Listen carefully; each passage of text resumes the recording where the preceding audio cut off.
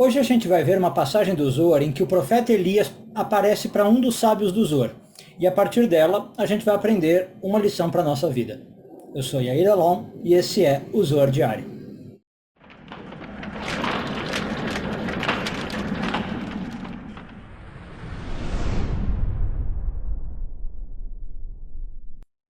Essa semana continuamos a ler a porção de Vayetze, hoje focando nos parágrafos 84 e 85 do Zohar, oitavo ano de leitura.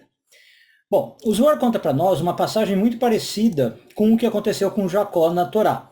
Na Torá, Jacó tem um sonho, né? E aí ele tem uma visão de Deus, Deus se revela para ele e conta algumas coisas sobre o futuro. E o Zohar conta para nós que um sábio da Torá, na verdade, desculpe, um sábio do Zohar, chamado Rabi Hia, passa por algo muito semelhante. Ele está dormindo, ele está num campo, ele tira ali uma soneca, e não Deus se manifesta para ele, mas o profeta Elias aparece. E na tradição judaica, cabalística, Elias vem para várias coisas, né? Elias pode vir para dar um anúncio, pode vir para dar boas novas, para ajudar na cura, e ele pode vir, inclusive, como foi aqui com o caso do Rabi Hia, para dar um alerta.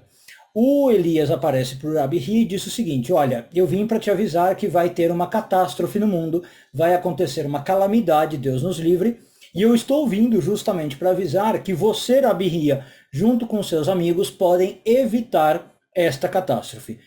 E aí o Rabi Hia pergunta como, e o Elias fala estudando Torá, revelando a luz da Torá, revelando aí santidade. Bom, e aí qual que é a lição que a gente pode aplicar para nós? Para nós, não necessariamente a gente vai ter uma revelação do profeta Elias, embora a Kabbalah diga que pode acontecer, mas isso é um pouco mais raro, a gente precisa ter aí talvez um certo mérito, uma certa espiritualidade. O que a Kabbalah diz sim é que, assim como aconteceu com Rabi Hia, sempre acontece para nós de que, quando algo ruim vai se abater sobre nós, primeiro e sempre antes, nós somos avisados.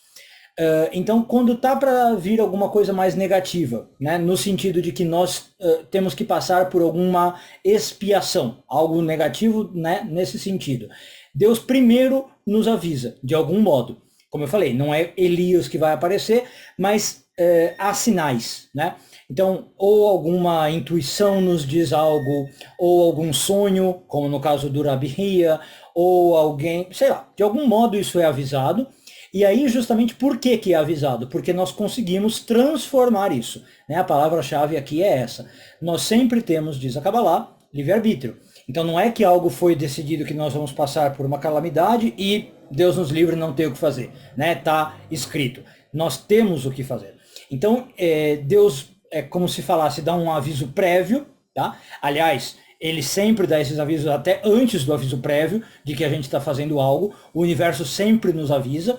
E se a gente, então, conseguir pegar essa mensagem e fazer algo para evitar, aquela calamidade não vem. O que é esse algo que dá para fazer? A história do Zohar justamente também nos dá a resposta. Qualquer ato espiritual. Aqui na história parece que é o estudo da Torá, né? Então, o estudo da Torá, por quê? Porque ele revela a luz, porque ele traz espiritualidade. Você também pode ver o estudo da Torá porque ele traz consciência. Ele faz com que a gente entenda o mundo, o universo, o próprio Criador. Tá? Agora, se você quiser ampliar essa discussão, a Kabbalah vai dizer que não precisa ser necessariamente o estudo da Torá. Às vezes, qualquer ato mais de geração de luz, que a gente chama de mitzvah, também já pode ajudar. Por exemplo, a Kabbalah tem a ideia de que você, às vezes, fazer uma caridade, chamada de tzedakah, já ajuda a evitar uma calamidade. Então, vamos supor que você tenha, como eu falei, algo negativo que está aí mais que meio previsto para acontecer na sua vida, e você, por um ato de bondade, vai lá e ajuda alguém, tá? E não precisa ser necessariamente com dinheiro, eu sempre enfatizo isso, né? Você dá um apoio para alguém, dá uma palavra de conforto para alguém, ensina algo para alguém, por exemplo, de Torá, isso às vezes já gera um mérito para você, uma luz de mérito, que rebate a luz de calamidade que deveria vir para você. É realmente uma lei aí de compensação. Tá? Então a ideia maior é, quando você revela uma luz, você já está eliminando essa outra luz negativa que viria. Então aqui também a gente aprende algo que, ainda que eu não saiba ler os sinais, que às vezes acontece, às vezes o sinal passa e eu não percebo, é sempre bom estar fazendo atos de revelação de luz, né? Pareceria óbvio, mas aqui tem um dos motivos pelos quais isso é bom. Atos que eu estou fazendo de luz vão servir para anular energias negativas, ainda que eu não tenha percebido o sinal, né? Ainda que eu não tenha recebido ou percebido o aviso prévio que Deus me enviou. Então, sempre Deus avisa, se eu perceber, ótimo, eu já tenho aí como fazer algo, mas mesmo sem perceber, saiba que todos os atos positivos que você está fazendo podem já ajudar a anular esses atos negativos. Um bom dia a todos e tudo de bom.